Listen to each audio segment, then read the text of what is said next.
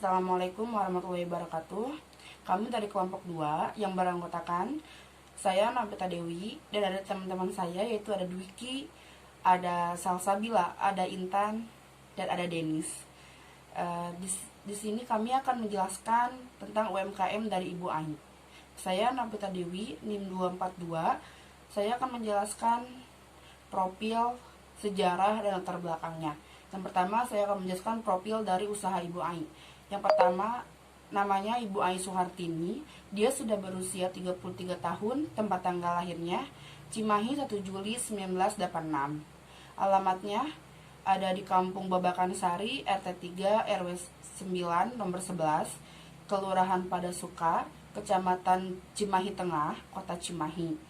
Dia berjualan karedok basreng. Dia sudah berjualan selama 2 tahun dan omsetnya 200.000 per hari. Sejarahnya, awal mulanya Ibu Ai hanya iseng-iseng saja membuka usahanya, yaitu Ibu Ai memanfaatkan halaman rumahnya yang tidak begitu luas untuk membuka usaha. Ibu Ai tidak berpikir bahwa usahanya akan bisa selama ini. Sudah berjalan 2 tahun. Ibu Ai membuka usahanya dari jam 8 pagi sampai dengan jam 6 sore. Dan Ibu Ai juga dibantu oleh anaknya dari jam 1 siang sampai dengan jam 5 sore. Karena anaknya harus bersekolah dulu di pagi harinya. Yang ketiga, saya akan menjelaskan latar belakang. UMKM yang tidak begitu besar biasanya menggunakan penghitungannya juga yang sangat sederhana. Contohnya dalam mencari harga jual.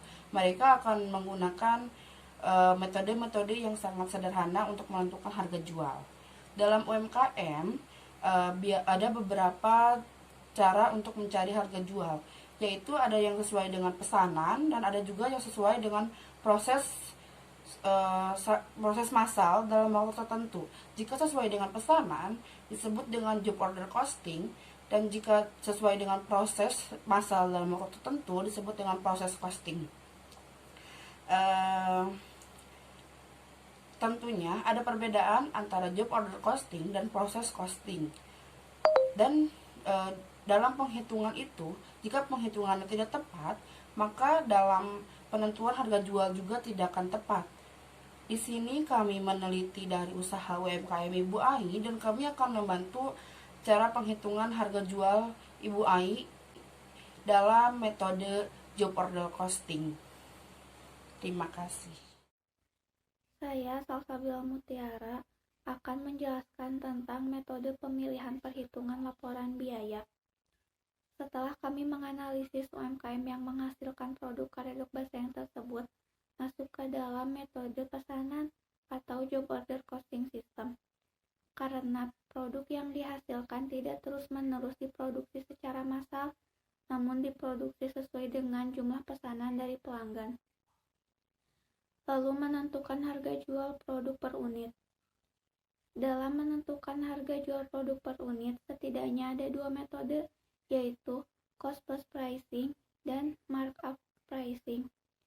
Cost plus pricing yaitu harga jual per unit produk dihitung dengan cara menjumlahkan seluruh biaya per unit ditambah jumlah tertentu sebagai laba atau margin yang dikehendaki pada unit tersebut. Sedangkan markup pricing adalah metode yang diterapkan pada produk yang dibeli untuk dijual kembali tanpa memerlukan proses lebih lanjut. Lalu laporan keuangan, laporan biaya bahan baku. Bahan bakunya basreng, harga pokok bahan bakunya 778.000. Lalu laporan biaya tenaga kerja langsung. Gaji yang dihasilkan seorang karyawan yang bekerja 4 jam per bulannya yaitu 300.000. Lalu porsi yang dihasilkannya yaitu 560K per bulan. Assalamualaikum warahmatullahi wabarakatuh. Perkenalkan, nama saya Intan Nurul Awalia, NIM 511191246. Di sini saya akan menjelaskan tentang laporan biaya overhead pabrik. Yang pertama ada biaya penolong variabel, yaitu totalnya 2.074.000. Lalu yang kedua adalah biaya penolong tetap yang jumlahnya 320.000. Lalu yang ketiga ada biaya penyusutan, yaitu yang jumlah totalnya 17.000. Yang keempat ada biaya lainnya yang jumlah totalnya 150.000. Lalu total biaya overhead pabrik sesungguhnya yaitu biaya variabel 2.224.000 ditambah biaya tetap 337.000. Jadi hasilnya 2.561.000. Lalu di sini juga ada laporan beban atau biaya komersial. Laporan beban atau biaya komersial yaitu biaya umum dan administrasi yang jumlahnya 30.000. Jadi total biaya komersial atau laporan beban 30.000. Assalamualaikum warahmatullahi wabarakatuh. Perkenalkan, nama saya Denis Ariel Afsatriawan, NIM saya 245. Di sini saya akan menjelaskan tentang laporan keuangan UMKM Kadok Basreng yang menggunakan metode JOCS atau Job Order Costing System.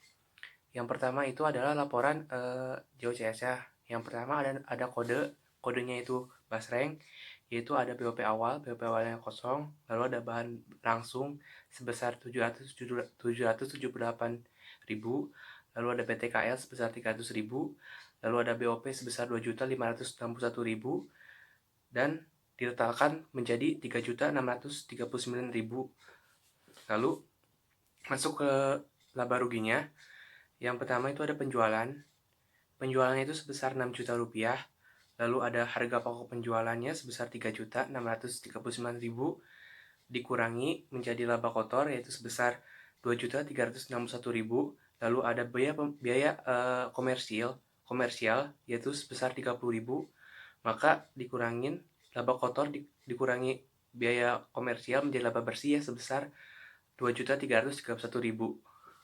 Selanjutnya saya akan menjelaskan tentang laporan harga jual per unit. Nah, di dalam harga jual per unit ini kita tentuin dulu yang namanya penjualan.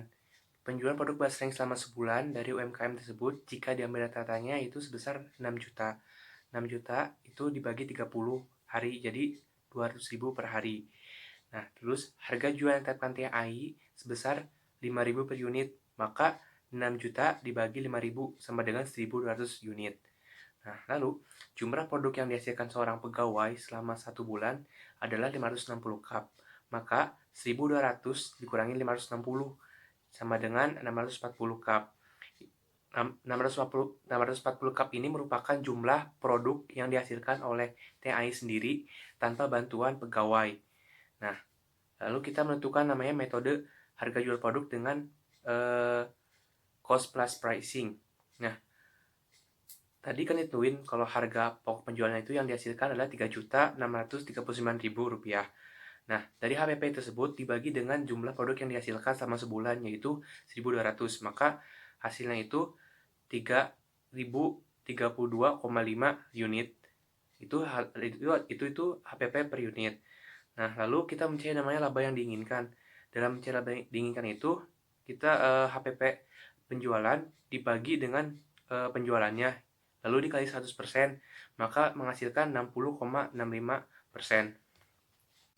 Nah, maka harga jual per unitnya menggunakan rumus cost plus pricing, yaitu harga jual sama dengan HPP ditambah laba yang diinginkan dikali HPP.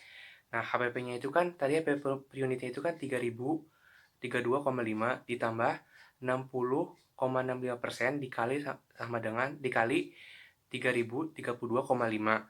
Nah, lalu hasilnya tuh 4.871,7 yang kemudian itu dibulatkan oleh TAI menjadi 5.000 per unit. Nah, lalu metode selanjutnya yaitu metode markup pricing. Nah, markup pricing itu rumusnya harga jual sama dengan HPP persatuan ditambah laba yang diinginkan. Nah, HPP persatuannya itu 3.032,5 ditambah sama laba yang diinginkan yaitu sebesar 1.967,5. Jadi hasil yang markup pricing itu adalah 5.000. Bab penutupan. A. Simpulan. Dari hasil yang kami teliti dan observasi bahwa THI yang berjualan kardus basreng dengan metode sesuai pesanan, maka THI mendapatkan laba bersih sebesar 2.331.000 per bulan dengan penjualan per bulannya sebesar 6 juta atau 200.000 per 30 hari. Lalu, harga yang ditetapkan oleh THI sebesar 5.000 per unit. B. Saran. Penulis menyadari bahwa makalah yang dibuat ini jauh dari kata sempurna. Oleh karena itu, penulis menerima kritik dan saran dari pembaca agar penulis dapat memperbaiki makalah ini supaya menjadi lebih baik lagi. Oke, demikian akhir presentasi kelompok 2. Semoga bermanfaat untuk kita semua dan semoga apa yang disampaikan barusan adalah awal untuk menerjang badai kehidupan.